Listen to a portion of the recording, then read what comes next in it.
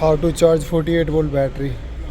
This is a 48 volt battery. When you saw in the cluster 48 volt battery is low, so here is the option. You can charge only here 12 volt battery. So this, if you will connect the charger here positive, and here is the negative. So this charger can charge 48 volt battery plus 12 volt battery. In this car, which car is the, those car have a function of 48 volt battery. They don't have any individual this connection socket to charge the 48 volt battery.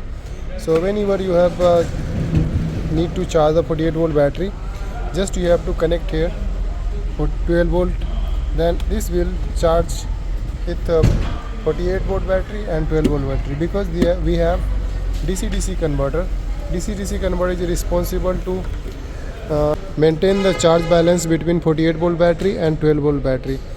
So only this way is the you can charge the battery with the 48. Here is the negative and this is the positive.